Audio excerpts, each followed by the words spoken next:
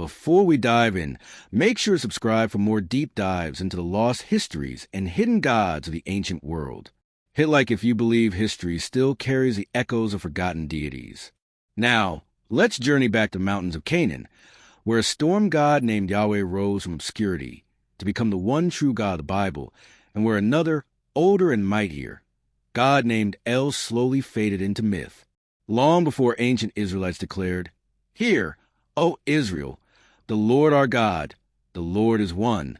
The hills of Canaan and the deserts of Edom echoed with the voices of many gods. This was the world of the late Bronze Age, where divine families ruled the imagination of men. El, meaning God or mighty one, reigned as the father of the gods, the creator, the judge, the elder figure who presided over the divine council. In Ugaritic texts discovered at Ras Shamra, modern-day Syria, in the 1920s, El was described as the chief deity of the Canaanite pantheon. He was the father of humanity and gods alike. His sons were Baal, Yam, Mot, the storm, the sea, and death. His wife, Asherah, was called the Lady of the Sea, mother of 70 gods. El sat enthroned at the headwaters of the 2 rivers, silent and wise, while his more tempestuous children waged wars for power and reign. And then, sometime between the 1200s and 900s BCE, another figure emerged out of the wilderness, Yahweh. His origin is debated. Some ancient inscriptions suggest he was worshipped in Edom, Seir, or Midian, far south of Israel. Egyptian texts from the 13th century BCE even mention the Shesu of YHW, nomads from the deserts of Edom. Yahweh may have begun as a regional, tribal deity, a warrior god of storms and lightning, perhaps similar to Baal, but with his own loyal desert followers. As small groups of nomads drifted northward into the highlands of Canaan, they brought Yahweh with them. Archaeological findings from the early Iron Age show scattered, semi-nomadic settlements, hillside villages with simple houses and no temples, no idols of Baal, no images of foreign gods. This might have been the earliest seed of the Israelite people, but this was not a sudden arrival. Cultural exchange between these desert tribes and the local Canaanite city-states was inevitable. In those days, identity wasn't defined strictly by ethnicity, but by which God you worshipped and which people you lived among. The early Israelites may have absorbed stories of El while keeping Yahweh as their own divine protector. Ancient Hebrew inscriptions from Kunlajrut and Khirbet el-Kham in the 8th century BC reveal something extraordinary. Invocations to Yahweh as Samaria and as Asherah. That phrase suggests that Yahweh not only had a consort, like El once had, but also that he absorbed aspects of El's divinity. In essence, Yahweh began to take El's place as both head of the pantheon and creator. By the time the earliest biblical traditions were forming, the two identities, El and Yahweh, had begun to merge. El's title Elyon, God Most High, was now used interchangeably with Yahweh's name. The patriarchs, Abraham, Isaac, and Jacob, originally worshipped El Shaddai or El Elyon, as seen in early Genesis passages. Later biblical redactors associated these titles with Yahweh, retroactively claiming that all forefathers were followers of Yahweh all along. This theological blending wasn't just linguistic, it was political. The tribal confederation of Israel needed unity. Each region may have had its local form of Yahweh, Yahweh of Shiloh, Yahweh of Samaria, Yahweh of Taman. But as the tribes united, a singular Yahweh emerged as the universal deity. Polytheism gave way to henotheism, worship of one God among many, before finally evolving into full monotheism. The old high God, El, didn't vanish overnight. His attributes, creator, father, merciful judge, were carefully folded into the identity of Yahweh. Scriptures that once praised El were rewritten to praise Yahweh, often without erasing the traces of their shared past. Psalm 82, for instance, still depicts God standing in the divine council among the gods, judging them.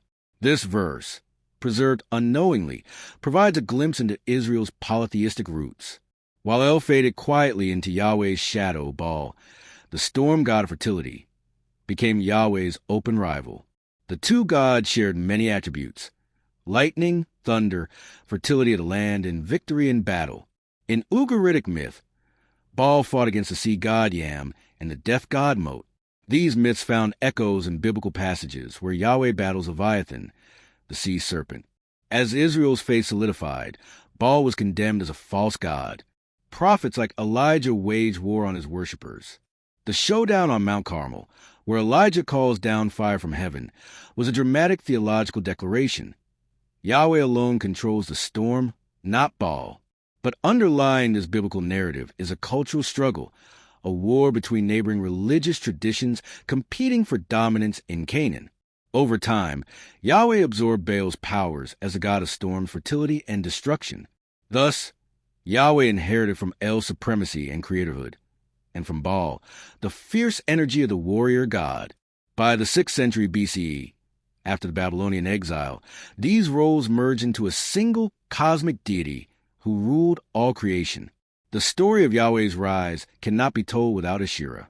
Once revered as a consort of both El and early Yahweh, she represented the fertility of the earth and the continuity of life. In the earliest Israelite households, small clay figurines of a stylized woman, often interpreted as Asherah, have been found by archaeologists. Many date to the 8th to 7th centuries BCE, the very period when Yahweh's exclusivity was being enforced by reformist kings.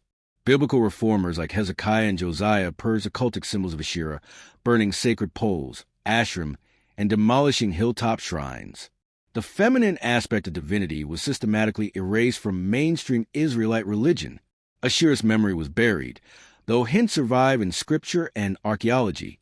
The old holy pair, Yahweh and Asherah, was separated by monotheistic revolution. In essence, Yahweh's victory wasn't just a triumph of one god over another. It was the transformation of the divine from a family of gods into a single, solitary ruler.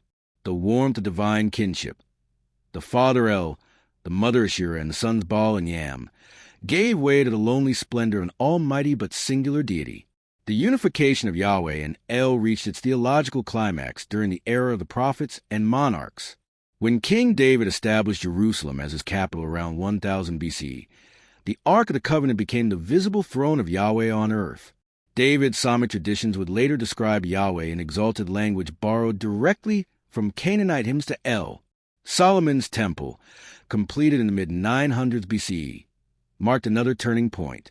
Inside its inner sanctum, Yahweh alone was to be worshipped. Yet evidence suggests that early temple rituals still used symbols reminiscent of older Canaanite imagery. Cherubim, the sacred tree, and the 2 bronze pillars, Jachin and Boaz, echoing the duality of divine guardianship. As the kingdoms of Israel and Judah diverged politically, so did their religious ideologies. In the north, syncretism flourished. People worshipped Yahweh alongside Baal.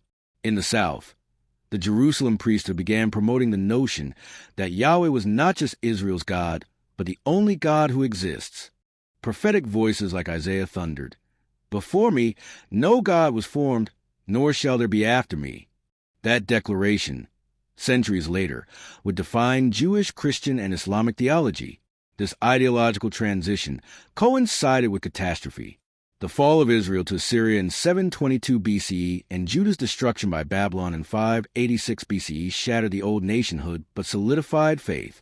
In exile, when no temples remained and no images were possible, Yahweh became a god of text and memory.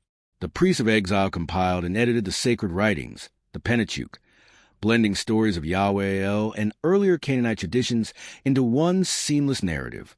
In doing so, they finalized Yahweh's supremacy. What was once a syncretic merger of deities had crystallized into monotheism. El did not die in any mythological sense. He was transformed.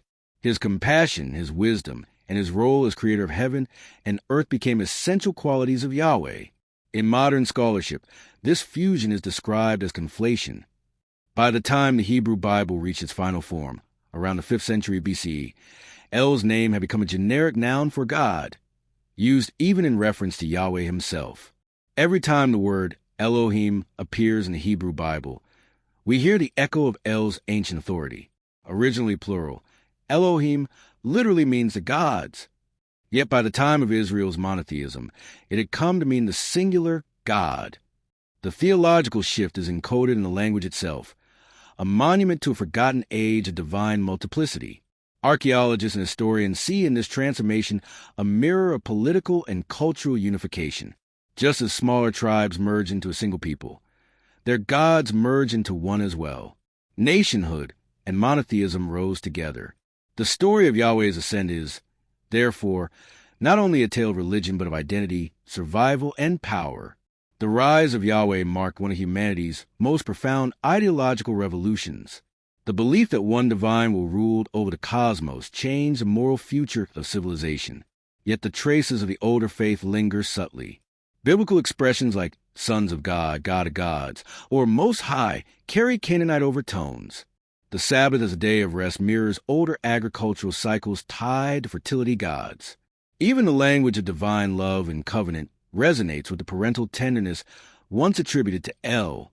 In modern religious thought, Yahweh, the God of Abraham, Isaac, and Jacob, stands alone, omnipotent and eternal. But behind that singular image lies a rich tapestry of forgotten myths, fused identities, and theological revolutions that shaped Western faith. Imagine standing in ancient Ugarit, hearing priests chant praises to El as the bull, creator of creatures.